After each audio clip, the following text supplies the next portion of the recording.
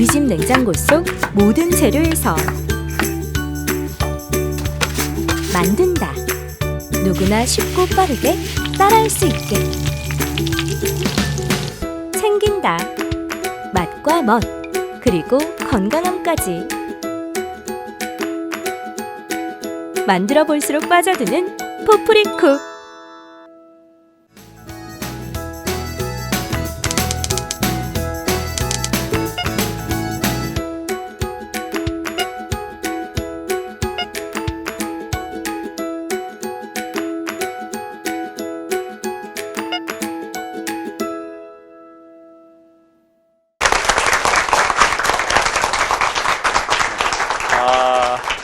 오늘은 삶의 균형점에 대해서 여러 가지 균형점 중에 그 중에 하나를 이렇게 얘기했었는데, 굳이 따지면 메시아 컴플렉스라고 볼 수 있을 것 같습니다. 내가 누군가를 다 구원해주고 싶은, 구원할 수 없는데, 그러다 보니까 남에게 오히려 더 의도치 않게 어떤 나쁜 기회를 제공하고 나는 또 상처받는 그런 거 얘기를 했는데, 오늘 얘기 들으시다가 나는 뭐 이렇게 한마디 하고 싶다 이렇게 하시는 분들 얘기하시고, 없으신 분들 어떻게 하시면 된다고요? 네. 옆 사람 면상에다가 이렇게 갖다 대시면 됩니다. 네. 없으시면 이렇게 넘기시고, 네. 저는요, 강사님 말씀 들어보니까 그 역으로 전 너무 남을 도와주지 않은 너무 남을 도와주지 않은 케이스예요. 어떤 마음의 상처 때문에 남을 도와주지 않게 됐을까요? 네, 너무 제 자신만 살기도 바빴고 아이들 키우고 아등바등 살았지 않았나. 그래서 주위 사람들 챙겨야 될 가족도 좀 소홀했던 것 같고. 그분 얘기는 너무 많이 챙겨서 메시아 컴플렉스 같은 게 생겼는데 저만 너무 아른 것 같아서 제가 좀 반성하는 계기가 됐어요. 좀 아이들은 몇 명이세요? 돌보면서 2명이요. 2명. 그럼 아이들하고 남편하고 딱 선생님만 이렇게 딱 챙기시는 편이세요? 좀 그런 편이라. 오늘 녹화하는 날이 어버이날인데 뭐 부모님들 저녁에 끝나고 밥 어떤 거 김밥 천국으로 아니요. 짜장면. 짜장면. 참 친근한 짜장면. 네. 네, 친근한 짜장면. 나이 많으신 어머니들께 부모님 탕수육. 탕수육. 어머니 짜장면 안 좋아하셔서. 어머니 짜장면 안 좋아하시는데 어머니 짜장면 안 좋아하시는데 짜장면. 야, 네. 네, 고맙습니다. 제가 어렸을 때는 사람도 되게 좋아하고 그랬어요. 상대하는 것도 되게 좋아하고 같이 하는 것도 되게 좋아하고 그래가지고 뭐 애들하고 막 이렇게 내가 막 속 뒤집어지고 있어도 친구가 술 마셔 나와라 그러면 기어서라도 가고. 어제 저녁에 술 뒤집어져 속 뒤집어졌는데 또 술 마셔 그래서 네, 너무 속상하다고. 이렇게 뭐 필요로 한다라고 하면 그게 뭐 돈이 됐든 내 시간 투자가 됐든 시간에 그냥 가서 같이 해주고 많이 그랬었어요. 그러다 정말 한 큰 기회가 정말 안타까운 친구가 이렇게 있어서 아버님이 집이 되게 잘 살았는데 사업이 망하면서 얘가 큰딸인데 딸 이렇게 해가지고 엄마가 너무 큰딸한테 기대를 많이 하는 거예요. 이제 공부도 좀 하고 오고 이렇게 하니까. 근데 그 부담이 얘가 너무 커가지고 집을 나오게 돼서 같이 이렇게 지내다가 돈이 이제 예전에 시중에 없으니까 그리고 바로 취직을 할 수 있는 그런 상황이 아니라서 안 좋은 이렇게 아르바이트를 하게 되더라고요. 어떤 아르바이트인가요? 지하 자매님. 지하에서 이제 자매님이 되신 건가요? 예. 오케이, 알겠습니다. 아니 같은 그 입장에서 같은 아르바이트를 하셨어요? 오케이, 좋습니다. 다 과거니까 우리 세 사람 됐잖아요. 같은 친구 입장에서 친구 입장에서. 오케이. 그게 이제 안 좋은 거라지만 너 이거 무조건 하지 마라고 할 수는 없잖아. 정말 얘도 내가 이 생활비를 대줄 수 있는 건 아니니까. 하루 이렇게 얼마씩 돈을 가지고 오면 목돈이 만들어지진 않잖아요. 돈이 없으니까 제 카드로 쓰고 이제 분납으로 이렇게 나한테 돈을 주고 그리고 이렇게 난 출근을 아침에 하면 그 친구 이제 아침에 들어와서 이제 집을 이렇게 조금 이렇게 놔두고 막 술병 같은 것도 놔두고 아침에 술병 같은 거 놔두고 이렇게 막 좀 이렇게 어지럽게 제 나이 또래에 이렇게 있지 않아도 되는 물건들을 많이 놔두더라고요. 그게 이제 막 자꾸 쌓여요. 나는 가서 또 치우고 일하고 들어갔는데 치우고 다음날 반복되고 이렇게 조금 이렇게 어긋나서 한 5개월 좀 넘게 살았나? 이렇게 어긋나고 해가지고 이제 한 번은 진지하게 얘기를 했죠. 너 이러지 말아라. 되겠다. 그럼 같이 지낼 수가 없다. 그래도 이제 그 뒤로 이제 집에 또 한 일주일을 안 들어오는 거예요. 들어오겠죠. 또 들어왔어. 이제 그럼 또 한 달 정도 또 이렇게 또 얼굴 안 보고 너무 싸우다 보니까 이제 집을 그 친구가 나가게 된 거예요. 그리고 나서 한 6개월 정도 있다가 카드사에서 전화가 오는 거예요. 이제 제 카드를 이제 몇 번 빌려줬었으니까, 이렇게 통화를 하는데, 원래 제가 카드 같은 거 잘 안 쓰거든요. 연체금이 제가 모르는 금액이 이렇게 있는 거예요. 뭐 현금 서비스 받은 것도 있고 해가지고, 그래가지고 결과적으로는 다 끝내긴 했어요. 이제 그 친구는 돈 한 푼 안 내고 제가 그냥 돈 벌어서 그냥 다 내고 했는데, 그 뒤로는 정말 사람에 대해서 믿음 이런 게 깨져버려가지고, 어느 순간에는 정말 다 이렇게 놓고 싶더라고. 사람도 상대하기도 싫고 말도 하기 싫고 그러면서 이제 회사 직장 이렇게 옮기고 이제 여기 포프리 다시 들어오게 되면서 사람하고는 되게 단절을 되게 많이 했었어요. 얘기도 안 하고 잘 웃지도 않고 회사 직원들이 저를 별로 안 좋아하시다고 하더라고요. 깍쟁이 같다고. 그러면서 제가 너무 점점 잃어가는 것 같아가지고 지금은 또 이제 또 성격을 좀 많이 바꾸려고 노력 중이에요.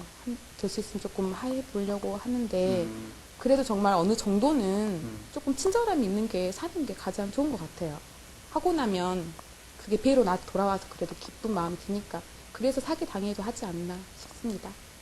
사기를 또 당하겠다는 얘기. 저는 또 당할 것 같은데요. 직원들하고 같이 지내는 방법은 제가 보기에 이제 그 카드를 계속 직원들에게 돌려주면서 근데 그런 거, 자, 여기서 아주 중요한 거 함께 소개합니다.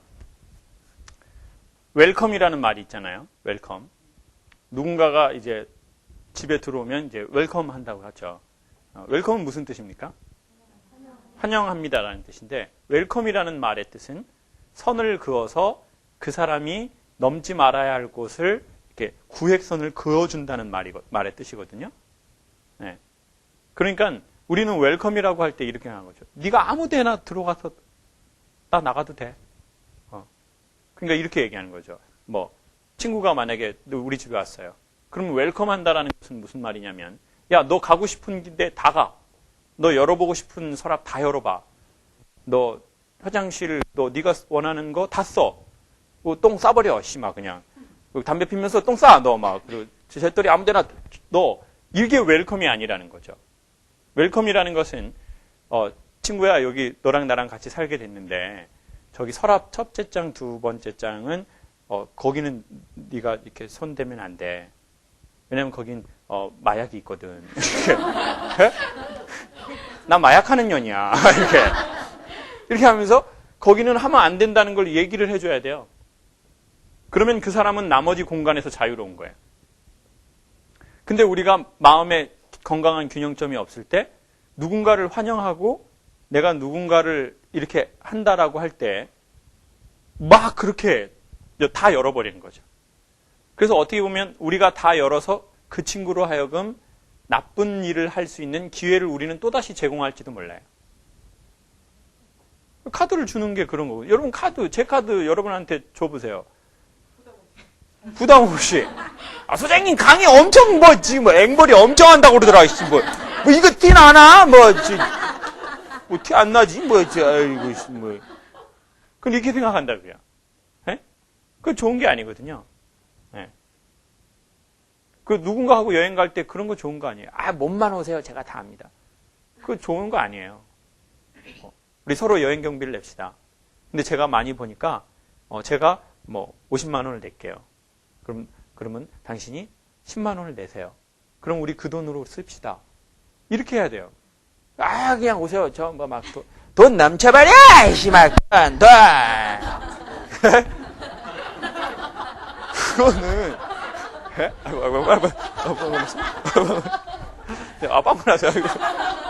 이러니까 돈이 세지. 이러니까 돈이 세. 이거 빵꾸가 나서 빵꾸. 그게 좋은 게 아니라는 거죠. 근데 우리는 어느 날 어쩌면 우리가 그러는 경우에 사람들 만나다 보니까 이러는 경우가 있었던 것 같아요. 내가 무조건적으로 누군가에게 케어를 받아야 했을 때 케어받지 못했던 사람들. 그러니까 내가 어렸을 적에 무조건적으로 케어를 받아야 할 때가 있어요.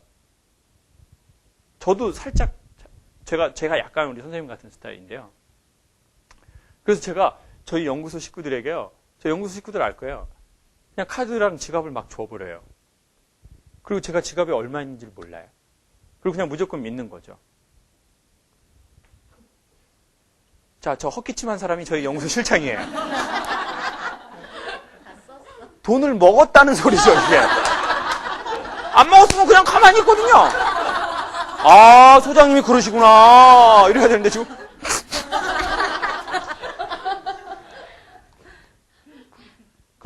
전혀 그냥 카드도 그냥 연구소 실장님들한테 줘버려요. 네. 제 카드가 어디 있는지도 몰라요. 네. 그리고 지갑에 돈이 얼마, 몇천 원이 몇만 원이 있는지도 모르는 거죠. 근데 자 보세요. 그게 최고로 좋은 신뢰가 될 수도 있지만 어느 날 만약 연구소 식구들이 자기가 어려워요. 나 어려워. 나 정말 술 먹으려고 그러는데 어려워. 나 지금 살롱을 가야 되는데 나 어려워, 돈이. 에? 남자 실장님이. 에? 근데 제가 지갑에 이렇게 돈이 있는데 뭐 강의료를 받았는데 막 10만 원짜리로 이렇게 뭐 만약에 몇십만 원이 있다. 그럼 제가 모를 거 아니에요. 그럼 거기서 만약에 마음이 약한 자를 죄에 빠지게 하는 거예요. 우리가 그렇게 사는 건. 네. 그럼 그렇게 하면 안 되는 거예요. 사회를 위해서. 상대방을 위해서. 근데 저도 왜 그러는지를 저랑 비슷한 유형을 보이는 사람들을 봤더니 가장 많은 공통점이 뭐냐면 그들이 아주 어렸을 적 누군가에게 절대적 지지를 받아야 하고 케어를 받아야 하는 때가 있거든요. 인간은 0세, 3세, 5세, 7세. 근데 그때에 거부당했던 사람들. 근데 거부는 여러 종류입니다. 근데 거부도 너무 자주 당한 거예요. 엄마 아버지가 너무 많이 싸운 건요. 자녀를 거부하는 행동입니다. 네. 그냥 엄마가 너 싫어 이렇게 한 것만 거부가 아니거든요. 그런 상황을 만들므로써 아이가 들어가고 포근하게 쉴 공간을 없애버리는 게 그게 거부거든요. 근데 이제 그러한 마음에 어려움이 많았던 사람들이 어떤 식으로 다시 반응하냐면 모든 걸 다 받아주려고 하는 거예요. 그리고 이렇게 생각하는 거죠. 그래, 남한테 상처를 주는 것보다 내가 상처 입는 게 편해. 어쩐지 요즘 잘 나가더라. 난 원래 이런 년이야. 난 상처의 밭에서 굴러다녀야 돼. 이럴 줄 알았어. 그렇게 살아버리는 거예요. 그래서 이제 어느 날 좋은 행복이 오려고 하면 그걸 거부해요. 마음 한쪽에선 간절히 원하면서. 거부하는 게 싫은 게 아니에요. 어색한 거죠. 누군가의 케어가 이제. 그래서 자기를 점점 더 따뜻한 햇빛에서 이렇게 그늘진 곳으로 자리를 옮기는 거예요. 일종의 방치하는 거죠. 그래서는 안 됩니다. 네. 혹시 이 얘기를 들으시다가 여기에 계신 분이나 방송을 보시는 분이나 계속 우리는 우리의 소중한 인생을 그렇게 살아서는 너무 곤란합니다. 그러니까 남을 위해서, 나를 위해서 이제 카드는 주지 마십시오. 그리고 또 이 강의를 듣고 너무 나 치료받았다고 강사님 카드 필요하지 않으시냐고 그런 것도 물어보지 마십시오. 누군가를 환영한다는 것은 선을 긋는다는 겁니다. 사람은 서로 넘지 말아야 할 선들이 있거든요. 그 선을 지킴으로써 우리는 더 가까워질 수 있습니다. 그렇지 않습니까? 제가 여러분과의 선을 지켜야 여러분과 가까워질 수 있습니다. 여러분 우리 자유를 위해서 우리 가까워집시다. 방구빵! 방구빵! 그럼 제가 여러분하고 가까워집니까? 예? 그게 모질이지 그게? 왜 대모질이지? 방구 낀다고 가까워지냐고요. 예, 싫잖아요. 싫어. 안 꼈잖아요, 저 지금 선생님. 지금 안 꼈다고요, 지금. 그러니까 부부관계든, 부모와 자식이든, 자기와 자기든, 누구와든 우리는 그 선이 필요합니다. 마치 동물원에 가보십시오. 우리의 마음은 코끼리와 비슷해요. 여러분, 동물원에 가보신 적 계신가요? 네. 동물원은 가보셨네요. 남편들이 스크루지고, 비록 남을 도운 적은 없지만, 동물원은 갔다 와보셨네요. 저는 동물원에서 전 놀라운 걸 봤습니다. 동물원에 가면요, 코끼리하고 사람하고의 사이에 커다란 공간이 하나 있습니다. 예. 엄청 깊고 엄청 넓습니다. 왜 거기다 그걸 해놨을까요? 그렇죠. 다른 분들 이걸 엄청 심각하게 생각하네요. 뭐 코끼리가 점프할까 그러십니까? 코끼리가 나뭇가지나 이런 걸 가지고요. 그리고 코가 길잖아요. 그러니까 그게 되게 온순해 보이지만 코끼리가 순간적으로 화가 나면 사람에게 치명상을 입힐 수도 있거든요. 맹수보다 더. 네. 그러니까 거리를 둔 겁니다. 여러분 근데 저희는 코끼리라고 생각해요. 네. 겉에서 보기엔 되게 온순해 보여요. 웃으면서 막 이렇게. 여기 올 때 어머 안녕하세요. 나 코끼리야. 그지만 어느 날 이 코끼리가 한번 분노가 나면 사자나 호랑이도 걔네들한테는 감히 대적할 수가 없어요. 왜냐하면 그 어마어마한 등치로 상하로 그냥 이렇게 옆구리를 찍으면 그냥 한 번에 사망이거든요. 그리고 다리로 밟아버리세요. 제 안에 있는 이 분노는 뭘까요? 뭔가 분노가 있는 거 아니에요? 그러니까 거리를 그렇게 좀 이렇게 둬야죠. 거리를 그걸 둬야 돼요. 근데 어느 날 우리는 부부라는 이름으로 그 공간을 안 두는 거예요. 우리는 부모 자식이니까 막 하는 거예요. 그냥 말도 막 하고. 네? 내가 낫다고 생각하는 거예요. 너 엄마가 낫어? 너 날 때 얼마나 힘들었는지 알아? 머리가 커가지고 태어날 때부터 그냥. 네 애비는 그때 배고프다고 만두 먹고 있었어? 내가 그때만 생각해봐. 내가 진짜 아주 그냥 진짜 치가 벌벌 떨리네. 진짜. 이렇게 하면서 그게 막 이게 거리 그 공간을 둬야 되는데 공간을 안 둔다고요. 네. 그러니까 이제 같이 사나 가깝지 않죠. 아주 중요한 얘기 아닙니까? 같이 살지만 가깝지 않아요. 네. 근데 같이 살아서 가깝다고 생각하는 거죠. 근데 어느 날 보니까 내 남편을 누구만 모르고 있어요? 나만 모르고 있어요. 지금 지하의 자매님들은 다 알고 있는데 내 남편을 지금 막 뭐 텐프로 뭐 이렇게 뭐 파라오 막 그 자매님들은 다 알고 있어 지금 내 남편을. 근데 나만 모르고 있어. 어느 날 보니까 내가 낳은 애를 누구만 몰라요? 나만 모르고 있어. 내 아이는 연예인의 기질이 있는데 나는 집에 들어오면 항상 걱정을. 제가 어떻게 살아갈래나? 왜 이렇게 말을 못하지? 근데 걔는 밖에서 엄청 웃고 있어요. 이렇게 밖에서 엄청 웃기는데 집에 오면 말 안 하는 거야. 애가 왜 말 안 할까요? 집에 오면 안 알아주니까. 밖에 가면 알아주거든요. 밖에 가면 좀 이렇게 하면 와 너 완전 재밌다 그러는데 집에서는 뭐 이렇게 했더니 너 그렇게 해서 세상 살 수 있을 것 같아? 공부해 새끼야! 지혜비랑 똑같은 놈이야 저 새끼 저거. 내가 지겨워 진짜. 그러니까 이제 애들이 어떻게 그 앞에서 어떻게 애들이 붙이겠어요? 네? 엄마 내가 지혜비랑 똑같아? 막 이렇게 하기는 어렵잖아요. 그러니까 이제 엄마가 이제 엄마 앞에서 애는 딱 얼어버리는 거예요. 안 하는 거예요. 그리고 밖에 가면 또 막 재미있고. 네. 누구만 모른다고요? 엄마만 모르고, 남편만 모르고, 아내만 모르고, 다른 사람들은 다 알고 있는 거죠. 그래서 사람과 사람 사이에는 그 코끼리와 사람의 거리만큼의 무언가 거리가 좀 필요합니다. 그거는 사람을 멀리하게 한 게 아니라 오히려 더 가까운 거거든요. 그러니까 그 마음에 그거를 두십시오. 누군가를 환영한다면 선을 긋는 연습을 하십시오. 그건 아니다라고 얘기하는 건 그 사람을 거부하는 게 아니에요. 그 사람과 나의 적정한 거리를 유지하기 위한 행동일 뿐입니다. 더 가까워지기 위한 거죠. 근데 우리가 어렸을 적에 만약에 거부를 당했다면 우리는 거부 못하는 거예요. 내가 너무 절대적으로 도움이 필요하던 시기에 난 방치돼 있었거든요. 혹시 그랬을 수도 있을 것 같아요. 그런 사람들의 특징이 눈이 슬픈 것 같아요. 눈이 슬퍼. 눈이 슬퍼. 이게 이 내용이 맞다고 생각하면 헌금을 좀 하세요. 헌금 좀. 여기다가 너 헌금 좀 하세요. 헌금. 지금 헌금. 그럼 그 다음 세션을 소개할게요. 예. 그럼 꼭 한번 해보세요. 예.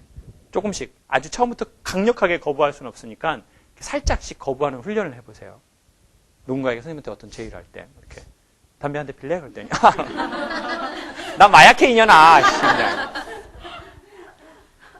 조금씩 뭔가를 거부해봐야 돼요. 예. 한번 꼭 해보세요. 예. 그러면은 이제 깊이 있는 눈동자에서 슬픔은 사라지고 맑은 물이 이렇게 싹 모이잖아. 무슨 점 같네요, 이게 점. 야, 이게 어떻게 된 거야? 우리 이제 하실 분 또 한번 해보실까요? 없으신 분 이제 통과하셔도 되고. 살짝 일어나셔서 한번 해주실까요? 여기가 앞에서. 네.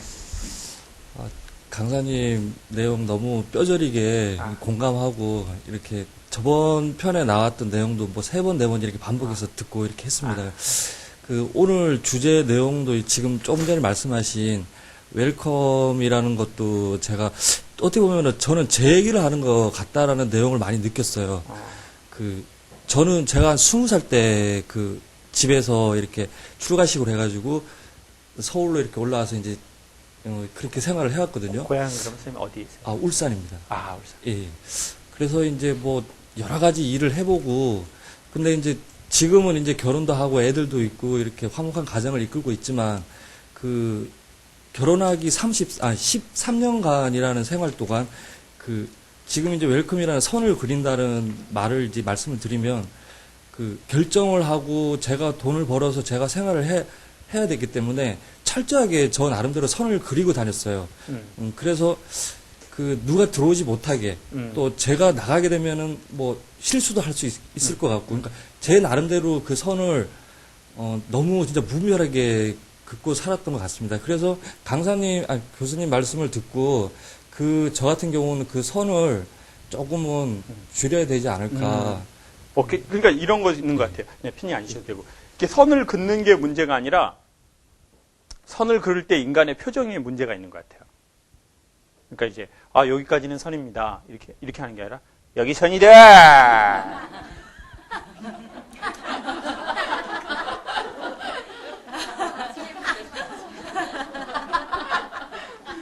이렇게 긋는 거죠, 이제 선을. 그러니까 사람들이 선 그은 거에 상처받는 게 아니라 그 사람의 느낌에 상처를 받는 거예요. 느낌에. 사실 선은 그어놔야 되거든요. 세상의 모든 이 땅에는 선이 그어져 있잖아요. 근데 마치 이런 식으로 선을 긋는 거죠. 어렸을 적에 그 시골 집에 같은 데 보면 못 사는 집은 벽에 특별한 게 없는데 조금 잘 사는 집에 가면요. 이게 병을 깨가지고 이렇게 주댕이를 시멘트에다가 이렇게 쳐박아가지고 위에 이렇게 살벌하게 해놓은 집이 있었어요. 그렇게 관계를 나눌 수도 있다는 거죠. 내가 너무 상처를 많이 받다 보니. 그러니까 반대급부로. 어떤 사람은 내가 케어받아야 할 때에 난 케어를 못 받았으니까 모든 도움이 필요한 사람을 무분별하게 다 수용해버렸어요. 그래서 결국은 그들에게 내가 안 좋은 일을 할 기회를 제공해버린 거예요. 그리고는 그들에게 안 좋은 기회를 제공하고 난 그들에게 또다시 상처를 또 받아요. 네. 이런 경우도 있지만 오히려 반대로 아무 비빌 언덕이 없이 혼자 자라야 되는 경우들 있잖아요. 저희가. 그러면 이제 벽과 벽 사이의 경계를 완전히 나누고 거기다가 이제 그 위에다가 또 깨진 유리병 같은 걸 마치 꼽아놓고 아무도 못 들어오게끔. 그리고 우리 가족들끼리만. 근데 문제는 뭐냐면 세상은 모든 게 다 연계되어 있기 때문에 나만이라는 건 없다는 거죠.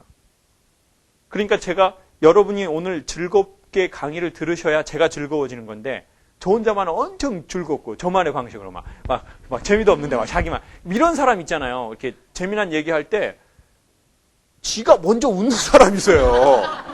자기가 생각을 하고 여러분 제가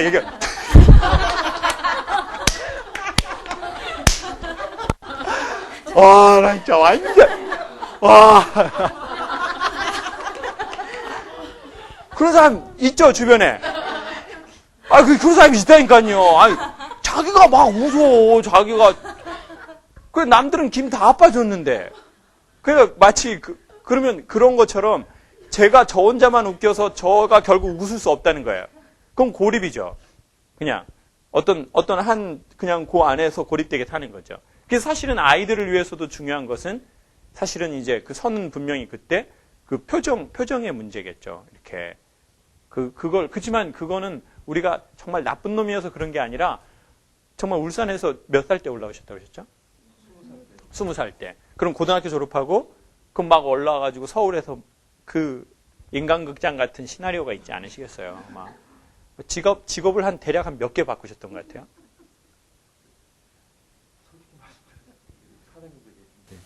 예, 괜찮습니다. 진짜 괜찮습니다. 정말. 사장님 귀 막고 계세요. 이렇게 하고 계세요, 사장님. 이렇게 하고 계세요. 아니 뭐 그렇게 많지는 않고 한 20종류. 그럼 20만! 오케이, 좋습니다. 20만. 자, 그러니까 얼마나 힘들었겠어요. 내가 뭐 변변한 내 기술도 없고, 또 서울 올라왔는데 누가 뭐 도와주는 것도 아니고, 이 서울 살벌한 곳에. 예? 그러니까, 그런 나를 조금 케어해 주면 좋을 것 같아요. 그렇게 힘들었던 나를. 예. 너무 현상 갖고 뭐라고 하지 말고. 20살에 올라와서 무척 힘들었겠죠. 아마 무척 힘들었을 겁니다. 예. 그러니까 우리가 힘들었던 그 20살짜리 아이에게 너 참 힘들었다라는 눈빛으로 봐주는 게 중요한 것 같아요. 참 힘들었겠다. 그러니까 어쩌면 우리 안에 있는 그 사람들은 역사를 타임머신을 타고 과거로 가서 바꿔달라고 얘기하는 건 아닌 것 같아요. 왜냐하면 그래도 또 문제는 생기잖아요. 삶의 문제는. 근데 어쩌면 여자의 마음처럼 알아달라는 것 같아요. 여자가 남편한테 누군가를 험담할 때 뭐 이렇게 만약 포프리 사장님 험담할 수 있잖아요. 포프리 직원이 이거 하면서 할 수 있다고요. 이 웃음은 이미 했다는 얘기라고요. 에? 여보, 우리 사장님 나 진짜 나 너무 웃겨. 뭐 진짜 자기가 뭐 진짜 뭐야 나 진짜 생긴 거는 뭐 진짜 완전 페루 사람처럼 생겨가지고 진짜 완전 짜증나. 나 웃을 때마다 금리 보이는데 진짜 짜증나. 나 진짜 뭐 돈 있다고 자랑하는 거야 뭐야. 나 진짜 짜증나. 이 얘기를 남편에게 할 때 여자의 심리는 뭡니까? 그렇죠. 좀 맞장구를 쳐달라는 얘기잖아요. 그렇죠. 당신 힘들지. 좀 사장이 좀 젊어서 그래. 나이 많이 먹으면 안 그러는데 당신 이해해. 이렇게 해주면 마음이 어떻게 됩니까? 풀어지는 거지. 그게 나 맞장구 쳐달라는 거지. 포프리 사장님을 기다렸다 칼로 찔러라는 얘기가 아니잖아요. 예? 그 찔러라는 얘기예요? 예? 봉지에 싸가지고 어디 가서 뭐 저기 아차산에 묻으라는 얘기입니까? 그런 얘기가 아니잖아요. 근데 우리는 어떻게 보면 자꾸 남자들은 컨설팅을 하려고 해요. 컨설팅. 예? 전부 경영학과 나왔거든요. 상고 경영학과 하시고 공고 경영학과 나와가지고 전부 컨설팅 막. 여보, 우리 사장님 포프리 사장님 좀 문제가 있지. 너는 문제가 더 많다. 내가 너랑 20년 살았잖아. 너는 딱 집에서 하는 대로서 거기서도 할 거요. 너는 군대를 안 갔다 와서 그래. 여자라서 조직을 이해를 못해 전혀. 나이 먹어가지고. 그러면 이제 진짜 내 남편하고는 대화가 진짜 안 된다. 진짜 새 남편하고 대화하고 싶다. 진짜 2011년도 나 새 남편 진짜. 근데 어쩌면 엄청 좋아하네요. 이 자리에 남편이 있는데 좋아하네요. 참 어이가 없네요. 이게 정말 이 쇼가 지금 어떻게 될래나 모르겠네요. 그러니까 어떻게 보면 우리의 마음 안에 있는 우리의 아이도 아마 역사를 바꿔줘라. 그 20살 어려웠던 시절로 돌아가서 상황을 바꿔줘라 그 얘기가 아니라 어쩌면 우리 안에 그 20살 아이 그때 아마 상처받고 나 매우 충격을 받거나 세상은 정말 힘들대구나. 세상은 피도 눈물도 없구나. 내가 안 하면 얄짤 없구나. 야, 진짜 냉정하다. 난 진짜 이 서울 하늘 아래 누구 혼자 있다고요? 나 혼자 있구나. 그냥 내가 정신 조금만 안 차리면 난 여기서 그냥 생그지 되는구나. 막 그런 거를 충격을 받았던 그 20살, 21살, 25살 힘든 게 있었을 거라고. 그리고 막 다른 사람들 보면서 열등감을 느꼈을지도 몰라요. 저는 대학을 25살 때 들어갔는데요. 24살에 처음 대학을 들어가겠다고 그 연대 앞에서 고시원 총무를 하는데요. 너무 힘들더라고요. 그러니까 상황이 힘든 것보다 제가 이 삶에 대한 이 자세가 너무 힘든 거예요. 왜냐하면 연대 애들이 그때 이제 그 뭐가 유행했냐면 가방에 그 연세 유니버시티 이렇게 로고를 붙이는 게 유행이었었어요. 그러니까 연세 유니버시티. 옆에 또 학교 좋은 학교 뭐 있습니까? 예. 고대가 있나요? 연대 옆에? 놀랍네요. 야. 고대는 저기 종암동에 있는데 신촌하고 거리가 꽤 머는데 역시 시골에서 오신 분들이 지금 연대 옆에 고대 있다는 얘기를 하시네요. 자, 연대 옆에는 이대가 있습니다. 이화 유니버시티, 또 옆에 서강 유니버시티, 또 홍대, 홍익. 근데 이제 다 제 또래 전후 애들이 다 그 명문대 가방 메고, 그 가방은 비싼 거 아니었어요. 3만 원짜리 뭐 이런 거였거든요. 근데 그 로고 하나는 제가 어디서 살 수 없잖아요. 나 이 학교 학생도 아닌데. 그래서 제가 그 애들 막 그거 너무너무 제가 부끄럽더라고요. 그 길을 지나다니는 거. 여자애들 막 이렇게 그 폴더에다가 이렇게 책 같은 거 갖고 다니거든요. 막 음대 애들 막 이렇게 뭐 모짜르지 막 이런 거 막 이런 거 배트맨 막 이런 거 갖고 다니고 예? 막 이런 거 막 갖고 다니면서 막 이렇게 하면서 막 머리 이렇게 긴 머리 생머리 해가지고 막 이렇게 다니고 막 예? 뒤에 연세 유니버시티하고 저 해병 유니버시티잖아요. 예? 엄청 쪽팔리더라고요. 그렇게 그 신천 일대를 돌아다녔던 제가 보이더라고요. 이렇게 맨날 고개를 내리고 다니거나 아니면 힘을 주고 다녔던 것 같아요. 아이, 뭐 연대 별거야. 해병대가 영원한 해병대지.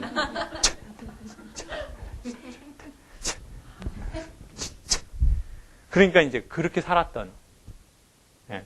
그래서 그런 쓸데없는 삶의 힘을 빼버리고, 오히려 차분하고 건강한 힘을 하면 사업을 해도 잘 되고, 뭐, 부부도 훨씬 더 행복하게 지내고, 아이들하고도 더 사이좋게 지내겠죠. 왜냐면 나보다 잘 사는 사람 인정이 되고 나보다 못 사는 사람 존중이 되는 거거든요.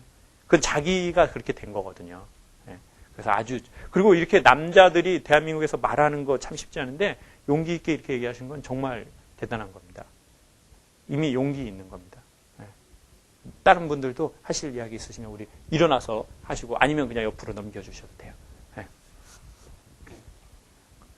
저는 100% 공감을 했는데요. 네. 제 안에 어렸을 때 그런 거절 감정이 있었다라는 걸 느꼈는데, 제가 2살 때 이제 아버지가 이제 돌아가시고, 이제 제가 5학년 때 새아버지가 들어오시면서 저는 5학년 때부터 밖에서 살았어요. 밖에서 이제 집에 뭐 한 달에 한 번이라든지 2달에 한 번 정도 들어가고, 용돈 필요할 때만 들어가고. 어디서 사신 거예요? 그러면? 다행히도 제가 좀 어두운 곳에 산 게 아니라, 어두운 곳에 산 게 아니라 이제 교회 내에서 그 다락방이 있었어요. 그래서 이제 신앙생활 어렸을 때 해오면서 다행히도 그곳에 있어서 제가 바르게 자랐다 생각하는데, 저도 어렸을 때 그런 아버지한테 받은 사랑을 못 받고 또 이제 사랑을 받아야 될 시기에 또 이제 또 딴 분이 또 오셨기 때문에. 그 딴 분 누구는 아버지? 네, 새아버지. 네. 새아버지. 그 참 예의가 바르죠, 예의가. 지금 정말 어둡게 자라지 않으세요. 오직 믿음으로 자라면. 그 딴 분이 아버지. 예.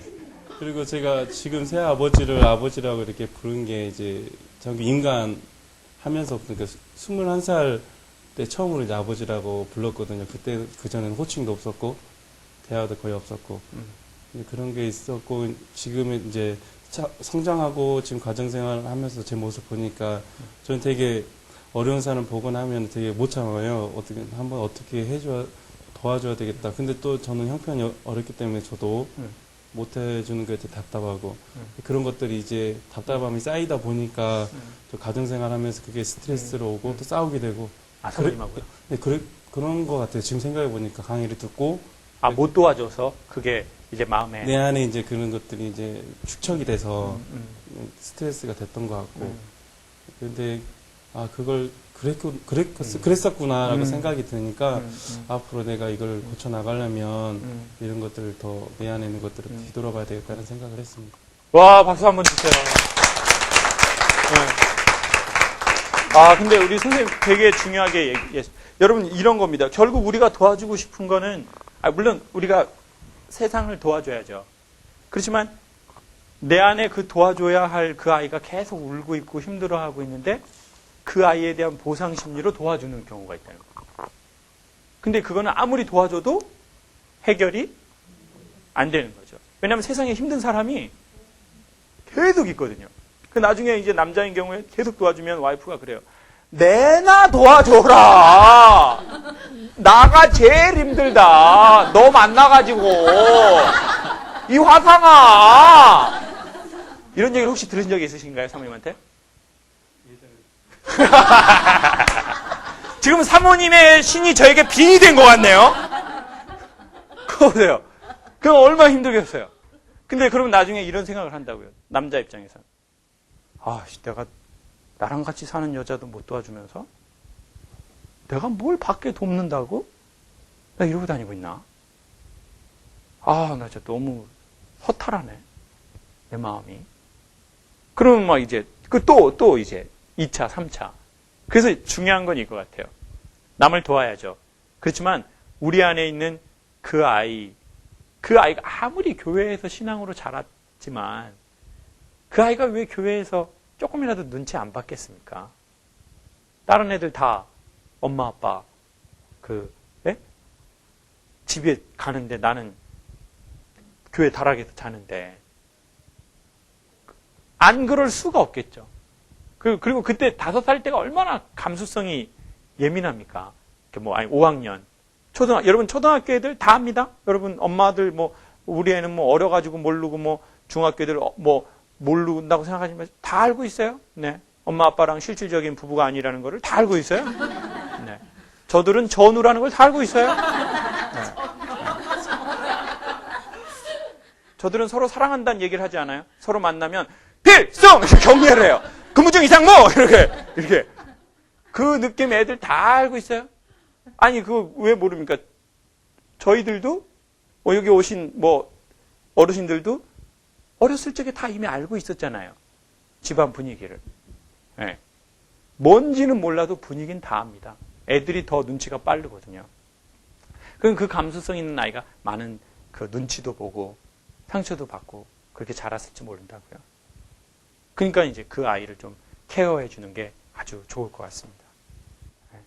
근데 첫 번째는 오늘의 결론을 소개하겠습니다. 첫 번째는 알아주는 겁니다.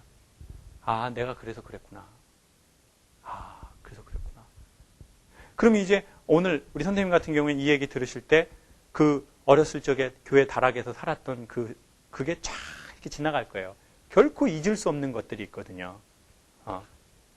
그래서 내가 그렇게 힘들었고, 그래서 누군가를 또 도와주고 싶었고, 그래서 또 이해되지 않게 와이프하고 또 싸움이 되고, 또 그래서 내 안에 뭔가가 계속 해석되지 않는 이런 그 이물질 같은 게 있었구나. 이게 알아주면 인간은 진정됩니다. 여자도 알아주면 진정됩니다. 이렇게. 나 완전 살쪘지. 그럴 때 이렇게 애 낳고 그래. 당신은 진짜 없었잖아. 옛날에 아가씨 때. 이렇게 알아주면 마음이 어떻게 됩니까? 마음이 편안해지면서 식욕이 다시 생겨요. 네? 악순환이죠! 악순환. 네? 알아주는 거. 네? 내 마음이 그래서 그랬구나. 네. 알아주고 나서 그 다음 단계는 또 우리가 차후에 또 퍼플리셔를 통해서 또 소개하도록 하겠습니다. 우리 특별히 오늘은 여러 진실한 이야기가 있었지만 우리 선생님의 용기 있고도 그리고 또 힘들었던 삶의 여정 앞으로 화이팅 하시라고 선생님을 위해서 박수 한번 하십시오.